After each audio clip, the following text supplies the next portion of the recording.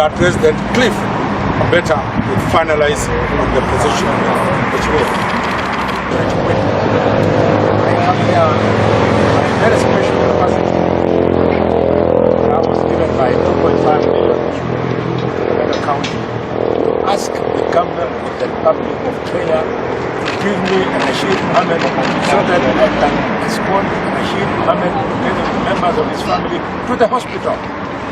And if they want on Monday or Tuesday, we will definitely bring him back. Rashid is certainly not a flight risk because he serves at the pleasure of the President of the Republic of Kenya. I want to remind the Inspector General that under the Constitution of Kenya, the right to life is a constitutional right, and therefore he must refuse to be directed by anybody to deny any Kenyan, leave alone Rashid Mohammed, an opportunity to enjoy the right to life. Personally, I was expecting that this weekend, if there was going to be anything about Kakamega, it would have been about the fertilizer scandal and not about Rashid Mohammed. So Kakamega has become a laughing stock in the whole country, running from the fertilizer scandal to the scandal of witchcraft, to the scandal of extortion of money and so on, to a further scandal of the possibility that the governor of Kakamega might be holding some forces within the judicial criminal system captive. If he wasn't, this is the weekend Barasa should have been here explaining how fertilizer worth 703 billion shillings fake has found itself in the hands of unsuspecting farmers. That is not the case. We want to appeal to the police that under the Constitution of Kenya, he is not expected to be directed by anybody. He cannot be directed by anybody when he's carrying out operational duties. Therefore, let him allow me to go with Rashid to the hospital. His lawyers are here.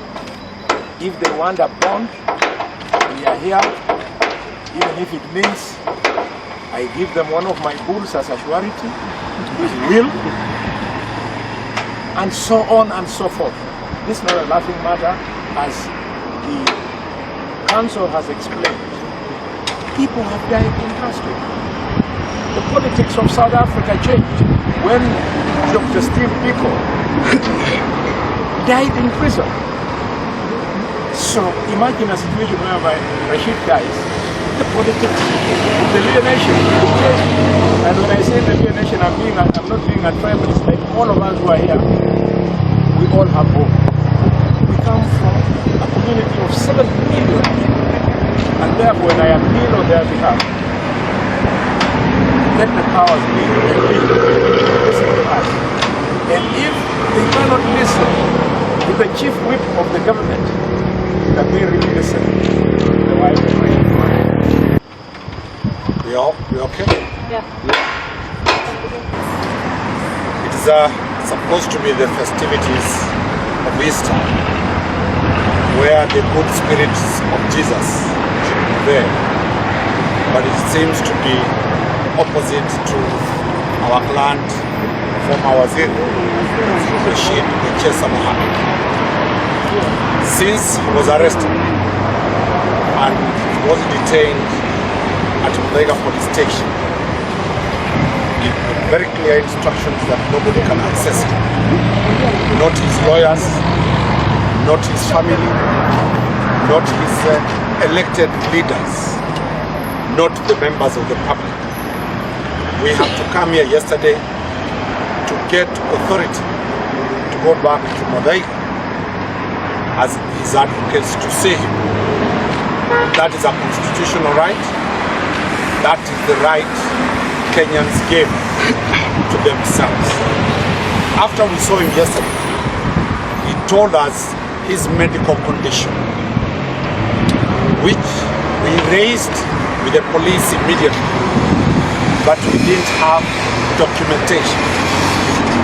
So yesterday, we looked for the documents. We contacted the first hospital where he was treated, that is Karen Hospital, and found out the documents that he was operating. A very serious operation that he underwent, and he had shown us the type of stitches, the type of wounds that he was carrying while he was in police custody.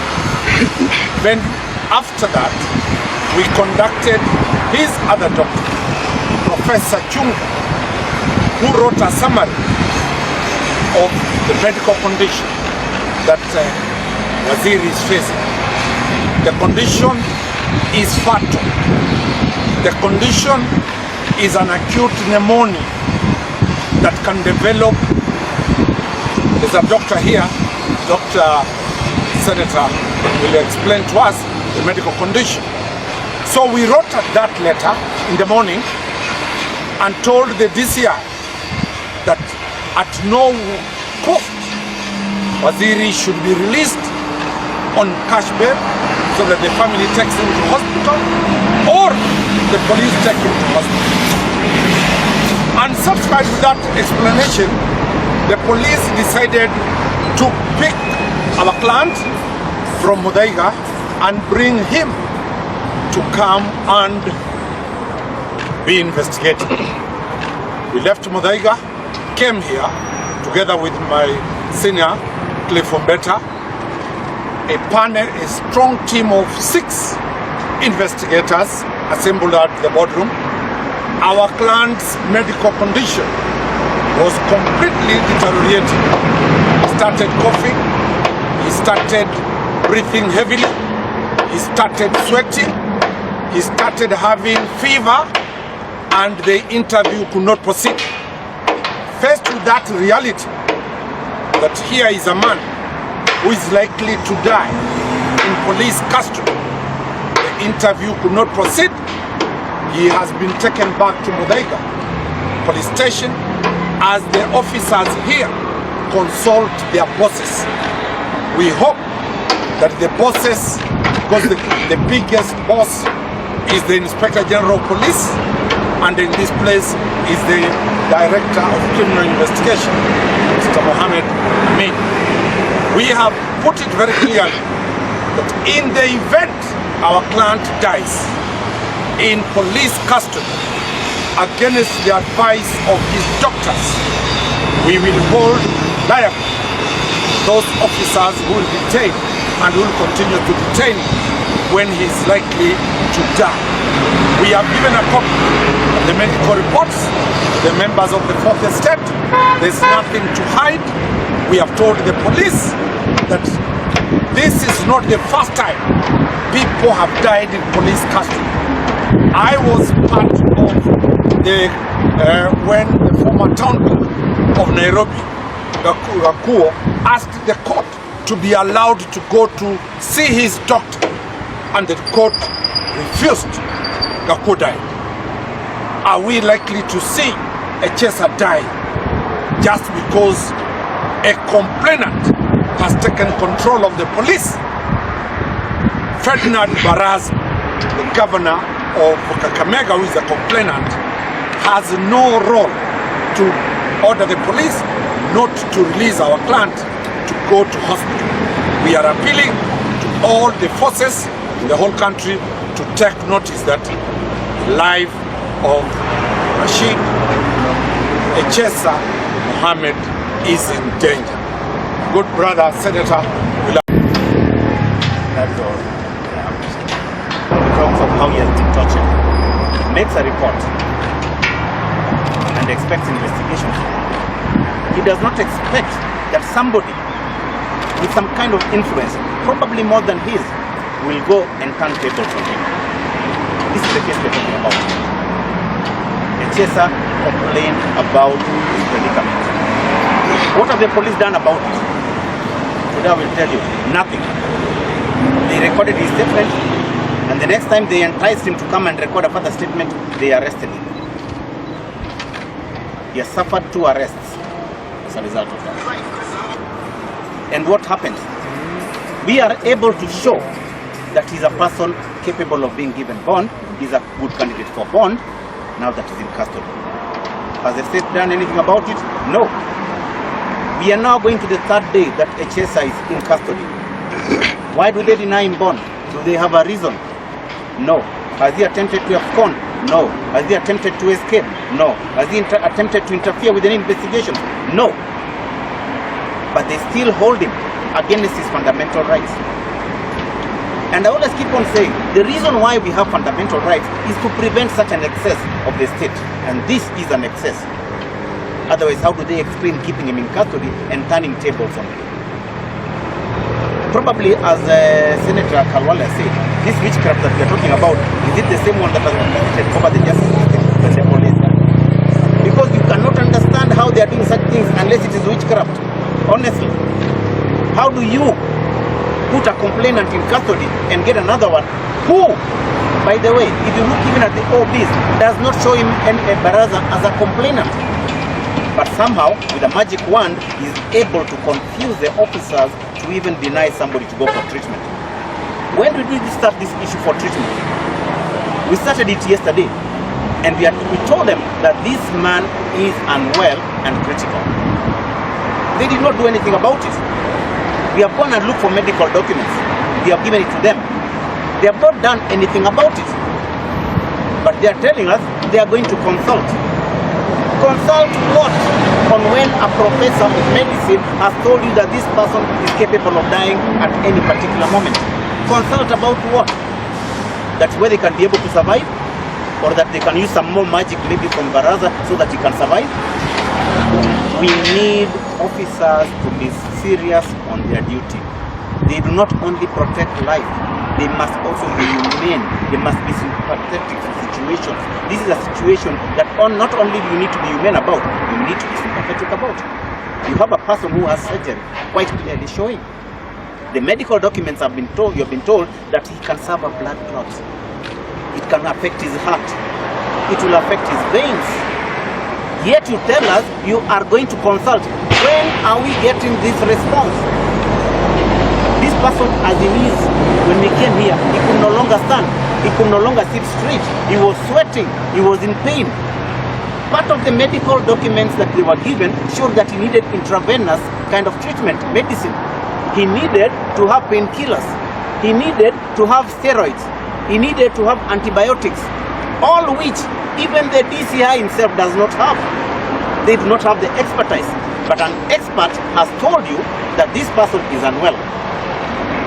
And you go and keep quiet about it. Are you saying that you cannot look at his fundamental right? Does he have right for treatment? Does he have right to be released on bail? Are we going to allow witchcraft to be able to cover us? We need to have serious officers in these serious offices, so that when something like this comes about, somebody takes action. The reason we are standing here today is because we are trying very hard to go and see whether he can be released on bail. He has not escaped. He has not absconded. He is a god.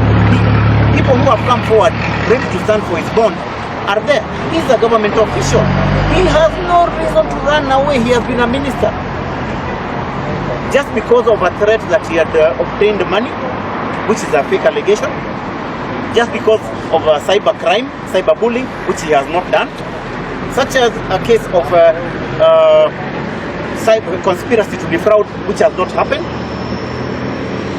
and then some imaginative figures of 240 million shillings come about. Baraza needs to show us this 240 million. Where is it? Where did he get it from? How did he give it out? Where is the source of this money? These are things that somehow the officers need to interrogate before you even arrest somebody. The justice system is going to the dogs. It has started improving, but now it's getting worse. Okay. Yale yanayojifichua ni kwamba hayawi yashakuwa. Rashid Echesa akiangazia kuangalia mauti yake kwa sababu ya ugonjwa alionao, bado polisi wanang'ang'ana kumzuilia. Rashid Echesa ni mgonjwa. Madaktari wawili, mmoja kutoka hospitali ya Karen ambapo alifanyiwa upasuaji, kuna bandeji na zile nyuzi za kule kukatwakatwa na mavisu vya madaktari zimo, wa polisi wameziona. Pili, profesa wa matibabu ameandika kwamba kwa sababu ya afya yake ambayo imedhoofika, huenda akapata ile mpigo wa moyo, cardiac arrest, huenda akapata ile blood clot ambayo ikikupanda juu ule mtu anaangamia bila hata daktari kujaribu kumwokoa. Kwa hivyo tumeandikia DCI barua, tumewapa stakabadhi mbili za profesa wa medicine Profesa Chunge na Karen Hospital, na tukawaambia kwamba huyu hawezi simama kuhojiwa. Echesa ameletwa hapa pamoja na mawakili wake na senata. Tulipofika hapa hali yake ikadhoofika, akaanza kutokwa jasho, akaanza kukohoa, akaanza kuvuta hewa kwa njia ya kasi, akaanza kusinzia kidogo, akaanza kidogo kubadilika. Basi niposa polisi walipoona wakasema kwamba hawawezi endelea, amerudishwa kule Odinga.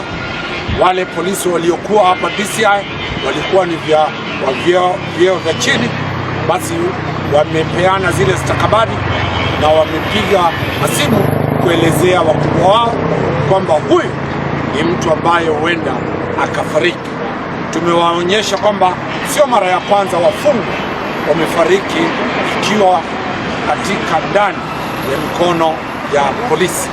Kule South Africa kama senata alivyosema, Dr. Biko, Nairobi pale ule ambaye alikuwa mkuu wa Nairobi County Assembly Kuua na wengine.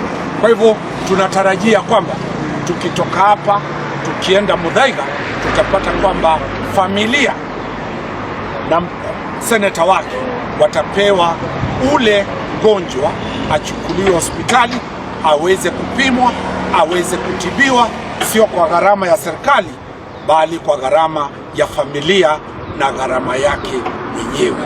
Kwa hivyo hayo ndio mambo tumesema kwamba mambo huenda yakabadilika iwapo serikali itajifanya haijaona hatari iliyo mikononi mwao, iwapo Echesa atafariki hospitalini na washajulishwa yale yaliyoendelea. Na vile Cliff alivyosema, zile tuhuma za kwamba yeye alipata fedha kutoka kwa gavana wa Bungoma wa Kakamega ni tuhuma ambazo hazina faida zozote, ni tuhuma za kisiasa. Na vile tulivyosema, hii ni mambo ya kisiasa, polisi watolewe katika mambo ya siasa, wawache wanasiasa wafanya kazi yao, na sisi mawakili tuweze kufanya kesi ambazo ni za criminal, ambazo zinajulikana katika the Criminal Procedure Code na penal. Na mwisho, hii sarakasi yote inahusiana na uganga. Sijui kama vile Cliff alivyosema, ule uganga wa ule mganga wa Kakamega umekuja mpaka kuingilia polisi. Basi zamani kulikuwa na uganga katika vita vya Majimaji, lakini sasa hatutarajii serikali ya leo itaanza kufuatilia vitu za uganga, vitu za ushirikina. Vile ni vitu ambavyo havina faida katika taifa la Kenya. Polisi wafuate wezi, polisi wafuate bandits, polisi wafuate terrorists, polisi wafuate wale wanaobaka na kuua wanawake katika majumba za kistarehe. Wawachane na vitu ambazo eti governor alipeana pesa kwa kutoa nguo na kupigwa picha akiwa nchi. Hii ni sarakasi ambayo haistahili kuharibu sifa za dunia inayoitwa Mulembe Nation. Kabila kubwa zaidi linafedhehishwa na kuletewa aibu kama senator alisema. Asante. Wedomi. Dogo sino kwa pikipiki. Wewe Domi. Wewe Dominic. Ah. Shika. Eh. Wapi kibuko wa gari? Ndio ituka chini. Shika. Nitaenda kwa mganga wa Western. Utarogwa. Usinuke. Haya uchi. Sasa Cyrus.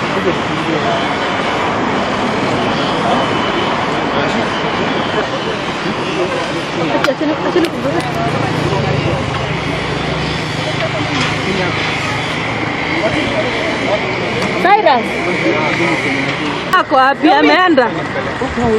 Domi. Domi.